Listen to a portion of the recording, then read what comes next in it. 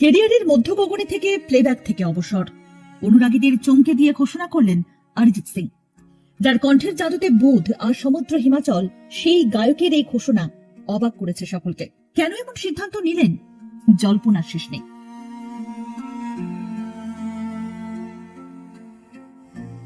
সালটা 2005।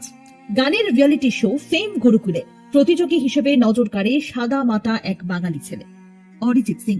দুচোখে বড় গায়ক হওয়ার স্বপ্ন বুনেছিল মুর্শিদাবাদের জিয়াগঞ্জের সমু।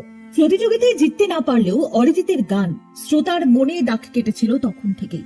এরপর লম্বা স্ট্রাগল পর্ব কাটিয়ে 2011 সালে ইমরান হাশমি অভিনীত মার্ডার 2 এর গান ফির মোহাব্বতের মাধ্যমে বলিউডে প্রথম বড় সুযোগ পান অরিজিৎ।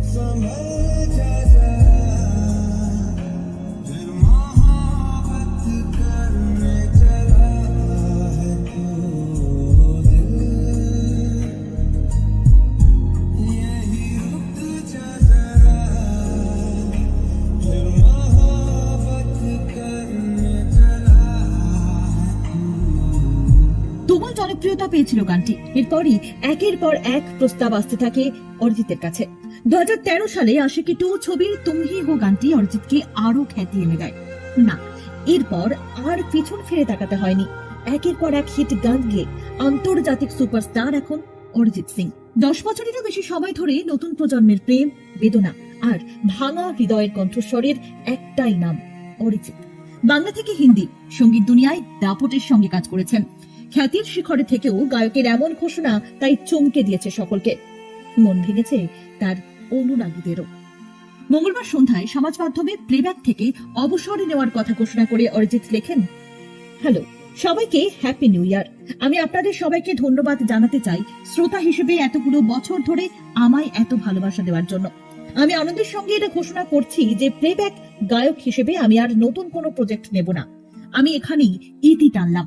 এই সফরটা দুর্দান্ত ছিল। অবসরের কারণ না বললেও গায়ক স্পষ্ট করে দিয়েছেন যে তিনি সিনেমায় গান গাইবেন না, কিন্তু তার মিউজিক্যাল ক্যারিয়ার চলবে।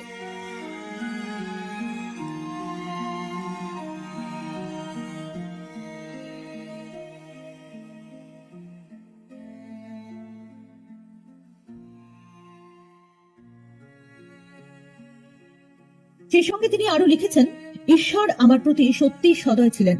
আমি ভালো সঙ্গীতের একজন ভক্ত এবং ভবিষ্যতে একজন ছোট শিল্পী হিসেবে নিজে আরো শিখব ও আরো কাজ করব। আপনাদের সকলের সমর্থনের জন্য আবারও ধন্যবাদ। আকাশ ছোঁয়া সাফল্য, কেরিয়ারে পয়লা নম্বরে থেকেও লাক্সারি জীবনযাপন থেকে দূরে থাকেন অরিজিৎ সিং। বাস্তবের মাটিতে পা রেখে চলতে ভালোবাসেন।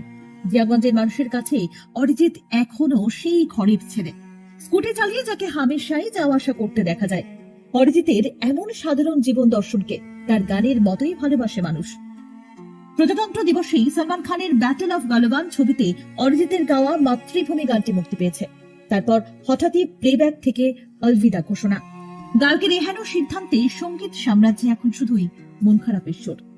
কিন্তু জানিয়ে জল্পনা, তাহলে কি অন্য কোনোভাবে খুব বড় কিছু করতে চলেছেন গায়ক? উত্তর যদিও মেলেনি।